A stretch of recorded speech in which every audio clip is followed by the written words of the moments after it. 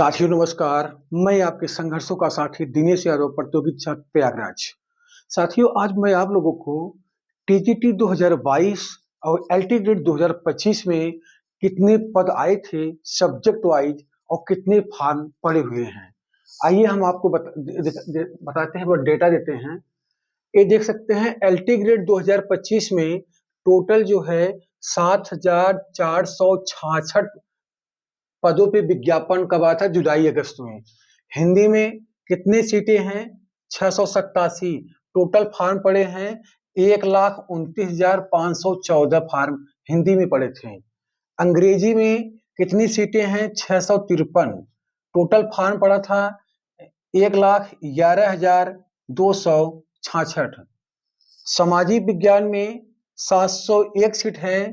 Total farm पड़े हैं आपके 2,95,000 2,09,575 2,09,575। जीव विज्ञान में 214 सीट है। 1,51,366 जो है फार्म पड़े हुए हैं।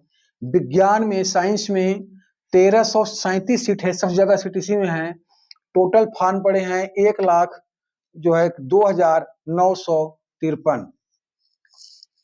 गणित में 1,093 पद हैं और टोटल फार्म पड़ा है 1,86,993। संस्कृत में 182 सीट है। टोटल फार्म पड़ा है 40,403।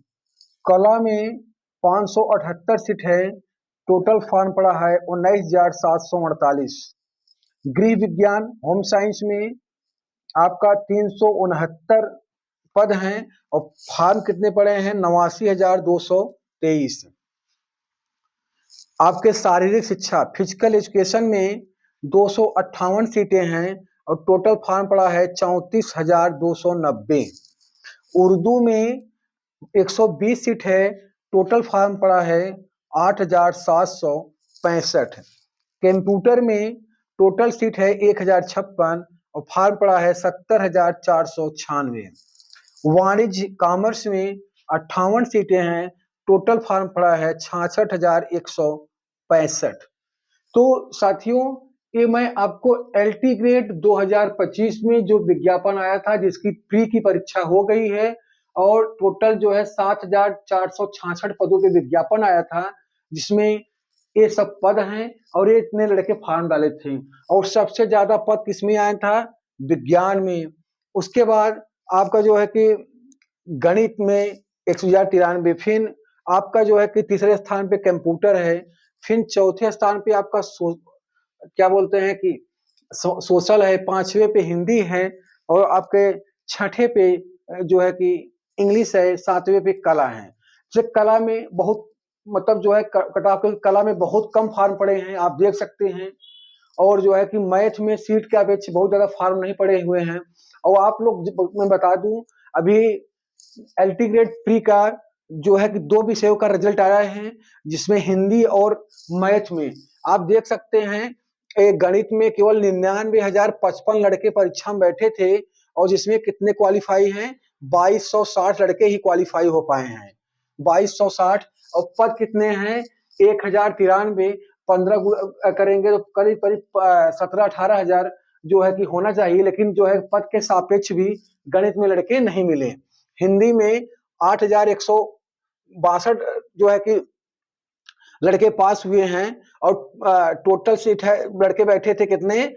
82,007 लड़के बैठे थे।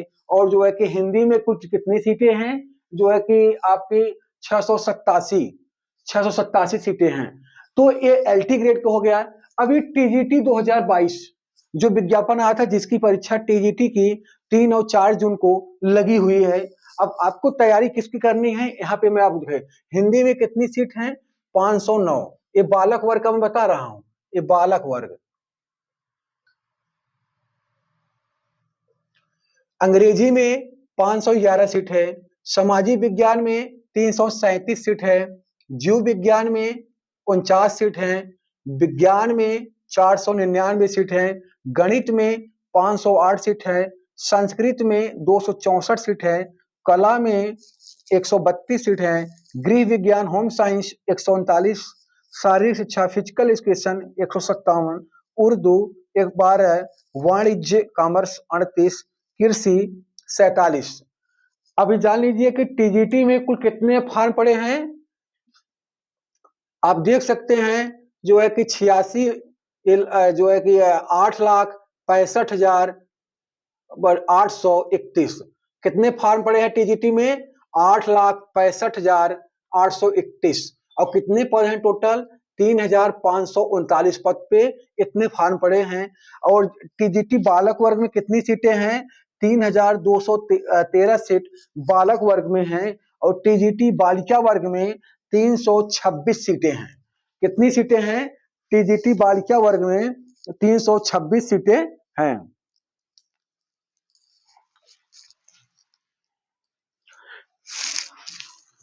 अब ये देखिए, जैसे हिंदी में बालिका वर्ग में टोटल कितनी सीट, इंग्लिश में 46 सीट है बालिका वर्ग में, हिंदी में 48 सीट है, गणित में 25 सीट है, सामाजिक विज्ञान में 25 सीट है, संस्कृत में आपके 27 सीट है, शारीरिक शिक्षा में 13 सीट है, विज्ञान में 41 सीट है, गृह विज्ञान में 40 सीट है, कला में 16 सीट है, संगीत वादन में आपका जो है कि 16 सीट है, जीव विज्ञान में 1 सीट है, उर्दू में 1 सीट है, संगीत वादन में 6 सीट है।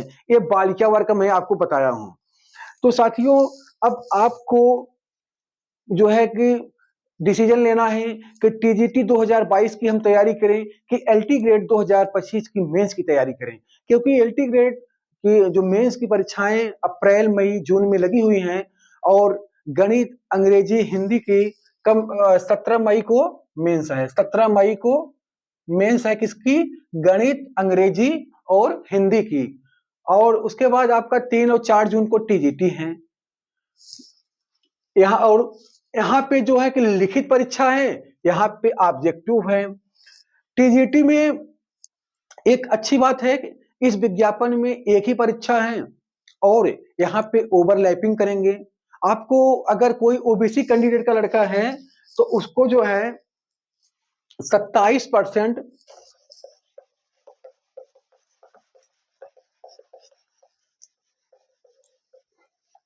ये जो 40% जनरल की सीट होती है, इसमें 27% ओबीसी भी और 21% एससी भी सभी लोग जा सकते हैं।